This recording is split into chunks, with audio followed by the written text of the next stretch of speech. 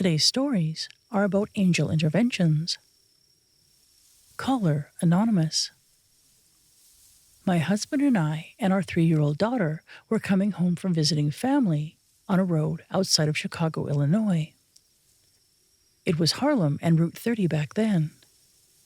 We were at a stoplight heading north on Harlem, and we were waiting to go.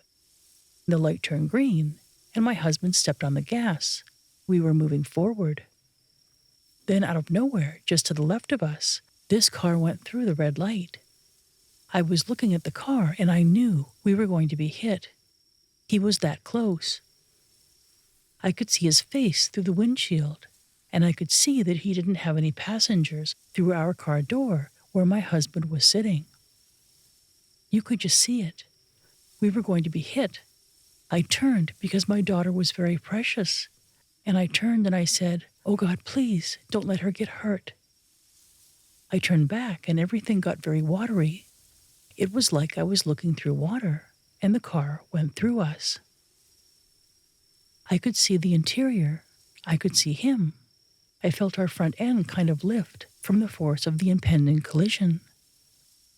So the next thing I know, I'm looking at his license plate through the window on the passenger side, and he's still speeding. He didn't hit his brake until after, I guess, what you'd say he hit us, or he should have hit us.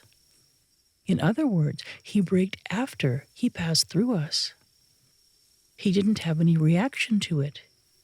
He hit the brakes and he stopped somewhere down the road, and people came running up to us, other cars.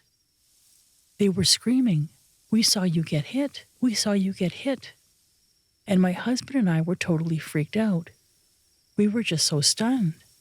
And people ran up to us and they were looking, and they realized that we weren't damaged. We weren't hit. They realized something was wrong. We weren't smeared all over the road, which we probably should have been. So not only did I see this happen, but there were witnesses who saw what should have happened. I can remember 2 things very distinctly. One was this man that came up to us and he was howling, "I saw it hit you."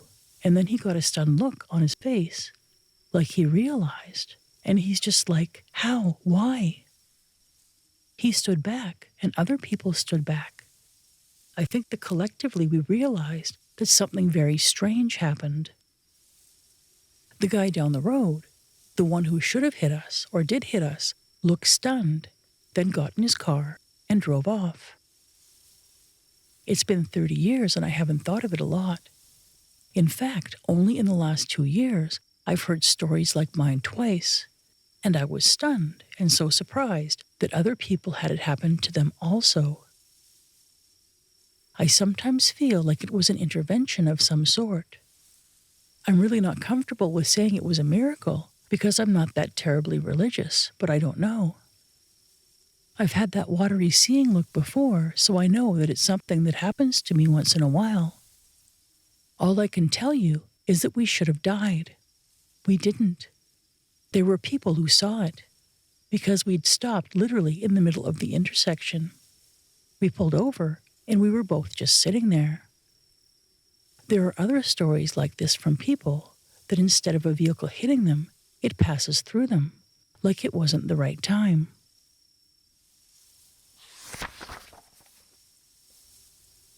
This story was given to me by Sherry from Prince George, British Columbia. I was driving in downtown Prince George with my son, who was 9 at the time. We were laughing and singing along with the music and having fun. I went through a yellow light, and at the last moment, I saw that a lady in another car was about to crash into us. Right then, time seemed to slow right down. I could see her clearly. I could see inside her car. I could see the interior of her car. She was the only passenger, but there were 2 faces peering from the back seat into the front of the cab of her car. The collision was going to happen on the side my son was sitting on. From the speed she was going, it would have crushed his side and went into my side, probably killing him and seriously injuring me. I remember looking at the being and saying, "Not my son, I'll do anything." They said anything? I said yes. They told me it would be painful. I told them I didn't care and again said, let him live. This happened in the space of seconds, milliseconds. I vividly saw the woman whose car should have went through us. She should have stopped halfway through my body, but instead we passed through, and I was left looking back at her in the middle of the intersection with her mouth open in shock. I could see her vividly in the rearview mirror. It would turn out that the next few years were some of the most difficult of my life, which were followed by some of the best. I don't know what I saw that day, if they were angels or what they were.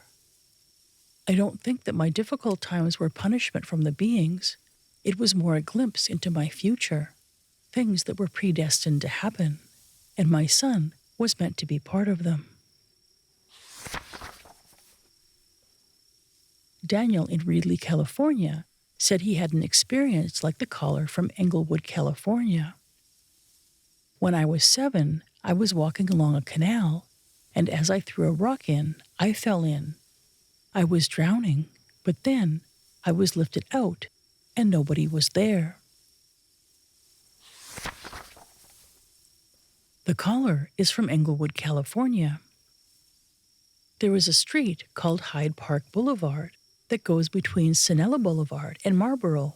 It's a pretty heavily traveled area. There's a place right just as soon as you start going eastbound where it goes down and then comes back up. Well, there was a youngish black couple that was standing leaning against the fender of a car, like maybe a late 60s or early 70s car, and they were standing in the street facing toward the middle of the road. They were side by side talking, and between them and me was another car, and this guy was driving crazy. I don't know if he was drunk or what, but it almost seemed to me as if he was aiming for them. This happened maybe 150 feet away ahead of me, and it's like he was aiming at their legs. I was seeing this happen, and you know it's going to be horrible if it happens. I didn't want to see this. It was the darndest thing I ever saw. These two people, in one motion, without flexing their knees, without showing any effort whatsoever, went straight up and back, and they were standing on the fender of that car. Now, if they knew, if they had some participation in this miraculous escape, they would have been sprawled out over the hood, or you would have seen them jumping with different motions. But it's as if something was standing above them and picked them straight up, and then they were standing, without having moved a muscle, on the fender of that car, and the car swept on past. It didn't hit the car they were on. They were lifted up vertically. The car would have hit them had they remained where they were. They would have definitely been left with stumps if they were even alive. It was going to be a horrible thing. The car veered toward them and paralleled the car that they ended up on top of, that they were standing in front of. It probably missed by inches and then continued down the road. And these two just looked at each other and they were just stunned. And they just started laughing like they couldn't believe it. I didn't stop. I kept going, but should have stopped and I should have said, "What was that?" But it was just an amazing thing to see. And after I really began to think that maybe there really are angels, because there's no way possible, even with good reflexes, that they could have done that.